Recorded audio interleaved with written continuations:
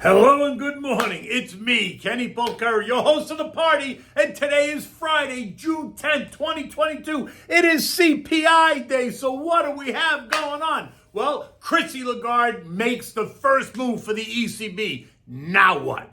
All eyes are on the CPI today and then next week's PPI and FOMC meeting. Global markets under pressure as this recession is looming after Chrissy Lagarde's ECB comments yesterday. Energy Secretary Jenny Granholm is tone deaf, and there's no end in sight for higher oil and gas prices at the moment. And what do we have for dinner tonight? Well, I'm bringing you the Baked Rigatoni, just like I told you. Okay, so bam! Stocks got slammed on Thursday after Christine Lagarde, the ECB president, announced their plans to begin tightening monetary policy in order to fight surging inflation across the eurozone. Now, to be clear, inflation in the eurozone peaked it pierced 2% almost a year ago, just like it did here in the United States, right? It happened in May of 2021.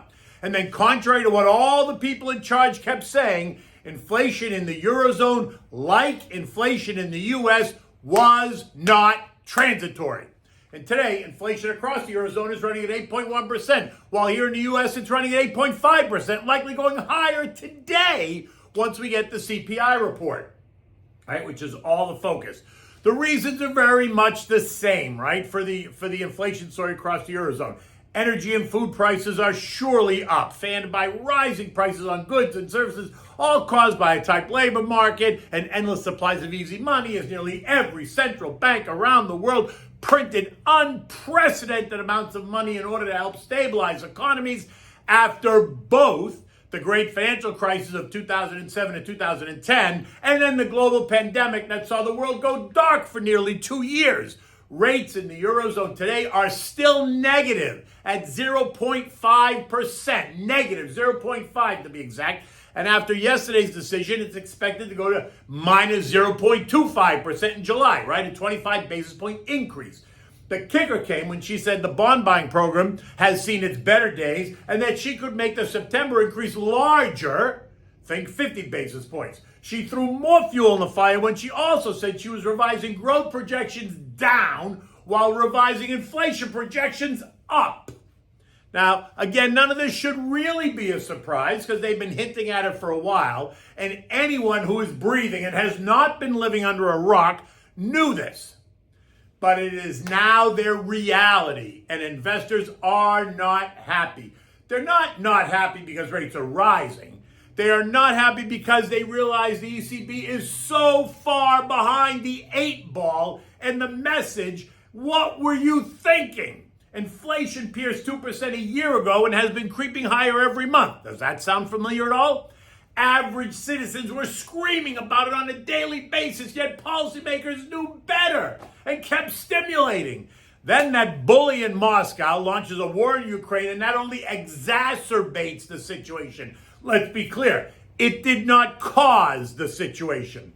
And now we have this global inflation that is, by some measures, out of control. And it was this news that unsettled the U.S. markets yesterday as investors here prepare for today's Consumer Price Index report. And while we have beaten this to death, the estimates call for the CPI to come in at 8.3%, which, by the way, was quietly revised up this week because last week the government was calling for an increase of 8.1%. They were telling us how inflation has peaked. Notice the use of the past tense. They kept saying it peaked, like past. And just to be clear, it has not peaked at all. Janet Yellen commentary this week says it all, along with rumors out of the White House that they are suggesting even the 8.3% number today might be a pipe dream. And so investors, traders, and algos do what they do when it's unclear. Some hit the sell button, while others who remain buyers, just not buyers, willing to stand still, willing to pay prices that they paid on Wednesday. So they pull back and bang, prices go lower. The VIX, which is the fear index, rose 9% to end the day 2620. And that does make sense too, right? Fear rises when prices go lower. And it's now kissing resistance at 2660. And if it pushes up and through, then I would expect it to spike to 35-ish, right? A 33% jump from here. And it will push up if today's CPI number is hot or there's some indication that the Fed's got to get more aggressive. By the end of the day, the Dow gave up 680 points or 2%. The S&P lost 100 points or 2.4%. The Nasdaq got crushed, giving back 335 points or 2.7%. The Russell lost 40 points or 2.1%, while the Frankfurt suffered, falling 290 points or 2%. Oil prices retreated just a tiny bit, ending the day down 50 cents at $121.40 a barrel, as the media cited renewed lockdowns in China as the reason for the weakness, which is ridiculous. It's just a breather after the most recent surge up. It has nothing to do with China and everything to do with U.S. energy policy and global demand. 2 days ago, Yellen herself told Congress that there is little we can do to insulate ourselves from rising energy prices, which is not really true, while Energy Secretary Jenny Granholm told the media to warn Americans to prepare for higher oil and gas prices over the summer. Geez, Jenny, thanks for that. And then yesterday, in the middle of all this, she sends out this tweet. The U.S. Energy Department, along with the U.S. Department of Transportation, that's Pete Buttigieg, are working together to propose new rules for EV charging stations so that Americans across the nation can charge their EVs without having to worry about range anxiety and charging deserts. Okay, listen to me. This woman is talking about proposing new rules on charging stations. Is she tone deaf? Range anxiety? Is that what the latest mental disorder is going to be now? Just to be clear, she is proposing new rules for the EV charging stations while we're in the middle of a 1970s style energy crisis. I mean, it must be me. Now, while this is good in the long term, and I fully support that, it does absolutely nothing to help the current situation. It only serves to infuriate anybody that needs to buy gas and to get to work, to go to the store, to buy food that has also exploded in price. But let's save that conversation for another day when there's nothing really to talk about or nothing going on, which we can kick that can down the road. The yield on the 10-year Treasury ended the day at 3.025%, but not before testing a high as 3.07%. This as investors digested the latest move out of the ECB and what it means for the Fed ahead of today's report. This morning, the yield is right there at 3.2%. 3.019, 3.02, whatever. Housing is also coming under pressure, and we've been talking about that. Mortgage demand is the lowest since 2001. 30-year rates have now doubled. Current conforming loans at 5.25%. Inventory is up 10%, and 20% of the listings that are out there saw a cut in prices last month. The sight unseen buyers apparently are taking a rest, right? They've also disappeared. Communications, XLC, led the pack down yesterday. The S&P 11 sectors down 3%. The other 10 sectors lost over 2% across the board. Airlines, the Jets ETF fell 3.5%. Disruptive tech fell 6%. Coal stocks fell 5.3%. But remember, they've rocketed higher, up nearly 150% on the year. Natural gas stocks down 5% too, but they've also got triple-digit year-to-date gains. Both the value and the growth ETFs, SPYV, SPYG, fell 2% as money moved out of stocks. But value remains lower by 6.5% year-to-date, while growth is down nearly 25% year-to-date. Capiche? This morning, U.S. futures are mixed. The Dow down 22, the S&P was flat, the Nasdaq was up 40, while the Russell's down 1. The focus is clearly on inflation and the CPI.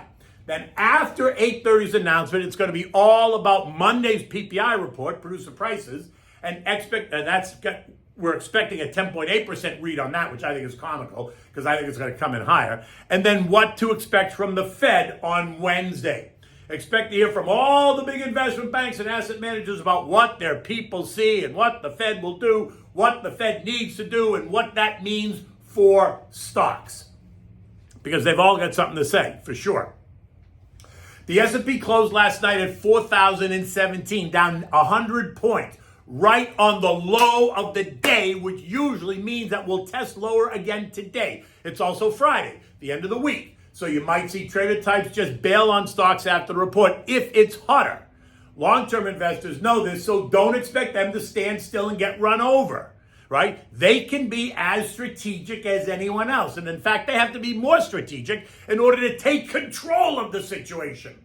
At 6 a.m., futures are not suggesting anything, which suggests that investors and traders and even the algos are waiting patiently. Patiently being the key word here, right? Because patience in this case is a virtue. Stocks in Europe are under pressure. Across the board, markets are down about 2% as they got a chance to dissect and digest Christine Lagarde's comments yesterday and as they prepare for today's US CPI report.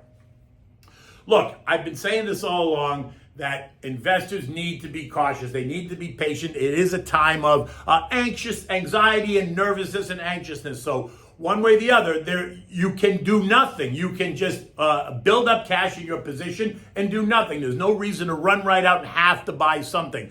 Caution is okay at the moment. And until we get more clarity, the markets will continue to remain volatile. I still believe that we were in the 3,800, 4,275 broad trading range. We're certainly going to probably test 3,800 sooner rather than later, depending on what we get out of the CPI and then next week's PPI and FOMC. Okay, so what are we having for dinner tonight? Well, we're having the baked rigatoni. So here's the final dish that I gave you when I gave you the spaghetti and meatballs on Monday and told you how to make the sauce and all that, and we created 4 more dishes out of it.